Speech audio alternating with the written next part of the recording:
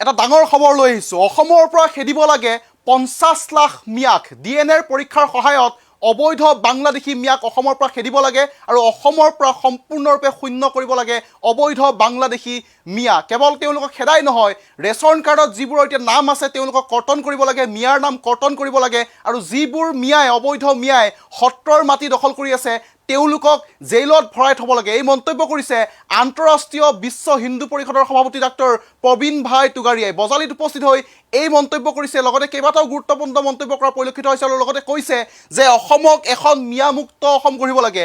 মিয়ামুক্ত অসম গঢ়াৰ সকলোৱে সংকল্প ল'ব লাগে আৰু যিবোৰ ৰাজনৈতিক দলে এতিয়া নিৰ্বাচনী প্ৰচাৰ চলাই আছে তেওঁলোকে নিৰ্বাচনী ইস্তাহাৰত এই কথা উল্লেখ কৰিব লাগে যে আমি অসমক এখন মিয়ামুক্ত অসম গঢ়িম, আমি অসমক সম্পূৰ্ণৰূপে মিয়ামুক্ত কৰাৰ সংকল্প ল'ব লাগে আৰু এই কথা নিৰ্বাচনী ইস্তাহাৰত প্ৰকাশ কৰিব লাগে বুলি মন্তব্য প্ৰকাশ কৰিছে আন্তঃৰাষ্ট্ৰীয় বিশ্ব হিন্দু পৰিষদৰ প্ৰবীণ ভাই টুগাৰীয়াই। লৈছোঁ সবিশেষ এটা গুৰুত্বপূৰ্ণ খবৰ, ডাঙৰ খবৰ, ব্ৰেকিং নিউজ এই মুহূৰ্তত।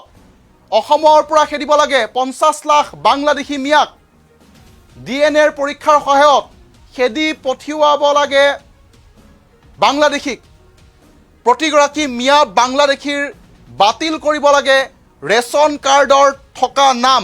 সত্ৰৰ মাটি দখল কৰা মিয়াক জেইলত ভৰাওক বুলি মন্তব্য কৰিছে প্ৰবীণ ভাই টুগাৰীয়াই। বাংলাদেশী মিয়াক খেদক আৰু অসমক সুৰক্ষিত কৰক।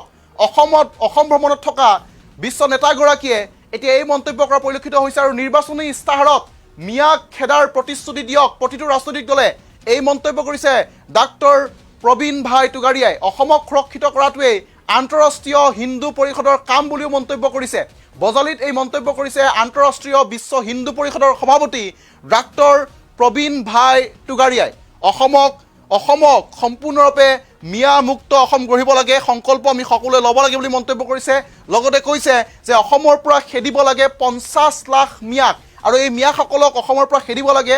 ৰেচন কাৰ্ডত তেওঁলোকৰ যি নাম আছে সেই নাম কৰ্তন কৰিব লাগে আৰু সত্ৰৰ মাটি যিসকলে দখল কৰিছে সেই সত্ৰৰ মাটি দখল কৰা লোকসকলকো, সেই অবৈধ বাংলাদেশী মিয়াকো এতিয়া জেইলত ভৰাই থাকিব লাগে বুলি আন্তঃৰাষ্ট্ৰীয় বিশ্ব হিন্দু পৰিষদৰ নেতাগৰাকীয়ে মন্তব্য কৰিছে আৰু বজালিত উপস্থিত হৈ মন্তব্য কৰিছে। লগতে কৈছে যে প্ৰতিটো ৰাজনৈতিক দলে নিৰ্বাচনী ইস্তাহাৰত অসমক এখন মিয়ামুক্ত অসম গঢ়িম বুলি তেওঁলোকে ইস্তাহাৰত উল্লেখ কৰিব লাগে বুলিও মন্তব্য কৰিছে প্ৰবীণ ভাই টুগাৰীয়াই। আমি পুনৰবাৰ জনাইছোঁ এই খবৰ ডাঙৰ খবৰ। প্ৰবীণ ভাই টুগাৰীয়াই অসমত উপস্থিত হৈ গুৰুত্বপূৰ্ণ মন্তব্য কৰিছে। তেওঁ কৈছে যে অসমত থকা মিয়া খেদিব লাগে, অসমৰ পৰা 50 লাখ মিয়াক খেদি পঠিয়াব লাগে আৰু মিয়ামুক্ত অসম আমাৰ সংকল্প। আমি সকলোৱে মিয়ামুক্ত অসম গঢ়াৰ সংকল্প ল'ব লাগে আৰু যিবোৰ মিয়াই অসমত থাকি তেওঁলোকে ৰেচন কাৰ্ড উপভোগ কৰি আছে সেই ৰেচন কাৰ্ডৰ পৰা তেওঁলোকৰ নাম কৰ্তন কৰিব লাগে। সত্ৰৰ মাটি দখল কৰা মিয়াসকলক জেইলত ভৰাব লাগে আৰু নিৰ্বাচনী ইস্তাহাৰত প্ৰতিটো ৰাজনৈতিক দলে অসমক মিয়ামুক্ত কৰাৰ কথা উল্লেখ কৰিব লাগে আৰু প্ৰয়োজনত DNA পৰীক্ষা কৰি তেওঁলোকক বাংলাদেশলৈ খেদি পঠিয়াব লাগে বুলি মন্তব্য কৰিছে ডাক্তৰ প্ৰবীণ ভাই টুগাৰীয়াই। প্ৰবীণ ভাই টুগাৰীয়াই কি কৈছে এই মুহূৰ্তত, प्रवीण भाई टुगारीयार मंतव्य। हमारा संकल्प है बांग्लादेशी मियो मुक्त आसाम। कभी औरंगजेब के मुगल मिये ढाका से आए थे, लाचित बरफुकान ने ढाका से आए मुगल मियों को भगाया था, मारा था। तब 1 लाख आए थे, आज 50 लाख है। यह 50 लाख बांग्लादेशी मियों को भगाना, आसाम को बचाना, यही अंतर्राष्ट्रीय हिंदू परिषद, राष्ट्रीय बजरंग दल, राष्ट्रीय महिला परिषद, ओजस्विनी, राष्ट्रीय छात्र परिषद का काम है। हम वही हिंदू है जिन्होंने गुजरात के हिंदुओं की रक्षा की थी, डंके की चोट पर राम मंदिर बनाया, देश भर में हिंदुओं के लिए खड़े रहे। बांग्लादेशी मियों को भगाओ, आसाम बचाओ। चुनाव आ रहा है, मैं राजनीतिक दलों से चुनाव घोषणा पत्र, इलेक्शन मैनिफेस्टो में प्रॉमिस चाहता हूं कि वह DNA टेस्ट के आधार पर सभी बांग्लादेशी मियों को हटाएंगे, सभी बांग्लादेशी मियों के रेशन कार्ड कैंसिल करेंगे,